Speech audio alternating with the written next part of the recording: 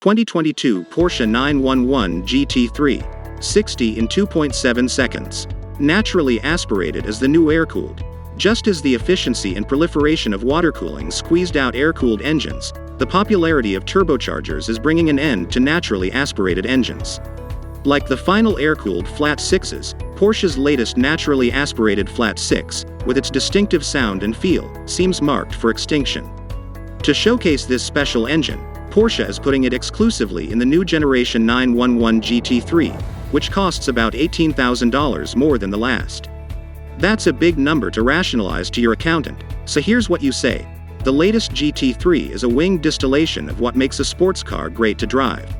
Taken as a whole, it offers a 180-proof experience, an intoxicating, thrilling adrenaline jag reminder of what a driver-focused car powered by a sizzling engine can do to our senses.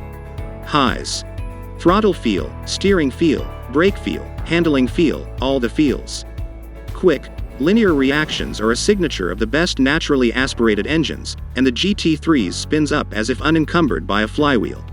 Bolted into the back of the car with the new Gen 911's revised mounts, the high-revving 4.0-liter Flat 6 is closely related to the limited production 911 Speedster's engine. As in the Speedster, each cylinder has a throttle body to enhance the engine's breathing and response. An exact, almost rheostatic command of the throttles and the ability to kiss 9,000 revolutions per minute are why this engine exists. If you're not into ringing out engines or you prefer a heartier low-end shove, Porsche will gladly draw up the paperwork on a 911 with a turbocharged Flat 6. You'll undoubtedly live a boost-filled, happy life, but somewhere in the back of your mind will be the gnawing question of what those jerks in the GT3s are up to.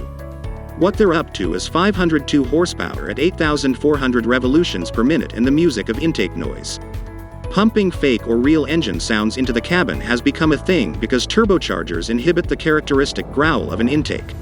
Engineers and product planners understand that this is what sports car customers want to hear, so they head into the studio and lay down some electronic tracks to simulate it.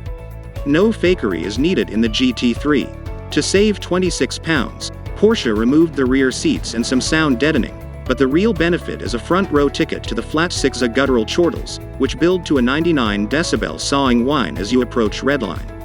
An exhaust 22 pounds lighter than its predecessor sings backup with a deep bass-filled roar. It barks, snarls, and shouts, "Move. I am a race car."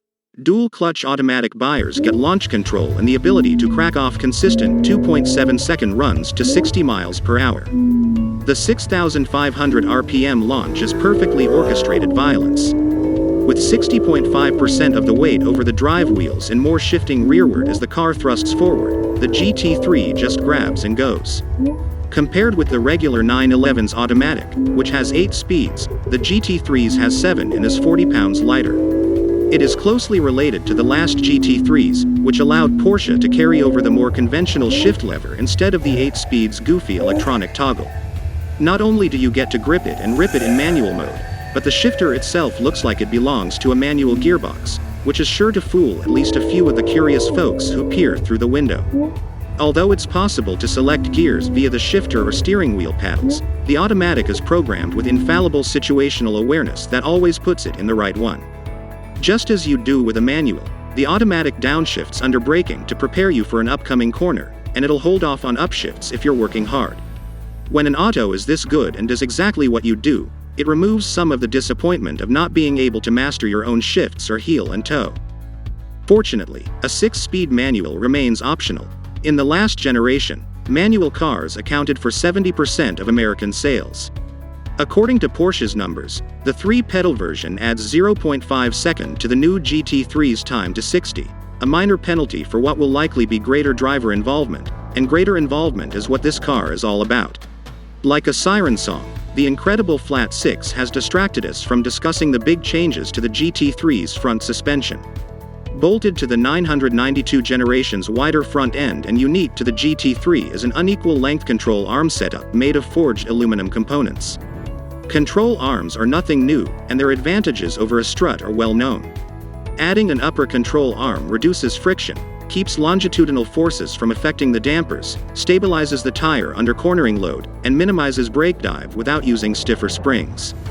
Wider Michelin Pilot Sport Cup 2s are fitted all around, and the rear wheels grow an inch in diameter.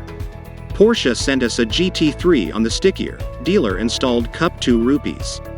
Grip on the skid pad comes in at 1.11 Gs, but it's the way the GT3 conquers turns that will impress even a prior GT3 owner.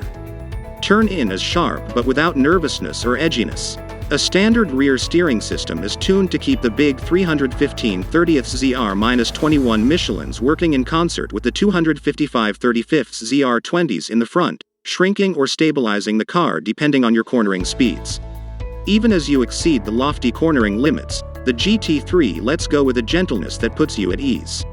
Keep adding speed. There is no phasing the GT3. Ball joints replace most of the rubber in the suspension. Little vibrations that would be absorbed in a normal 911 ripple through the steering and right past the light padding of the $5,900 full bucket seats. You're suddenly keenly aware of the size and shape of the aggregate used in the asphalt rolling underneath. Definitely a medium, coarse, rounded granite with notes of limestone. The vibes aren't annoying either. They enhance the connection between you and the car. The standard adaptive dampers keep the feedback from becoming too harsh. Revalved and reprogrammed, they can take a bit of the sting off cracked, lumpy pavement provided you leave them in their least aggressive setting, sport. Switching to track mode moves you up on the damping curve and will jiggle your untoned bits on concrete freeways. You're better off in sport, since the suspension automatically firms up in response to cornering loads, wheel travel, and body motion. All of those changes culminate in the best steering feel of any car on the market. Kicks from the pavement course through the helm and offer a detailed picture of the Michelin's stress levels. There's so much information going into your hands, it seems like there's no assist at all. Look through the rearview mirror and you get an eyeful of the manually adjustable carbon fiber wing, which blocks out model identifying features of following cars like a black bar in a medical textbook. The new airfoil and the rear diffuser increase downforce by up to 150% over the last GT3. A wingless touring version is in the works, but unlike the last, it'll offer a dual-clutch automatic or a manual transmission. In keeping with the car's upgraded power and suspension, Porsche fits the GT3 with correspondingly giant brakes. The standard rotor size grows to 16.1 inches in front and 15.0 in back, nearly as large as the $9,210 carbon ceramic discs on our car. Designed for merciless track use, they never showed any signs of distress or fade. Be sure to check your 6 before you go hard on the brake pedal. The GT3 stops from 70 miles per hour in a mere 133 feet and from 100 in 262. Some rearward blindness aside, the rest of the GT3 bumrushes your senses. Perhaps it's best to think of it as a communication device, a rolling conduit stripped of the things that muddy the rapport between car and driver, but masterfully tuned and edited to keep it from going full race car.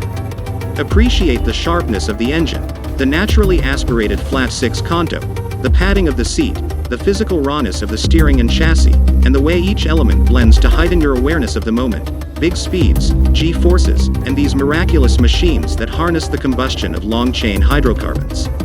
Raise your consciousness while you raise hell.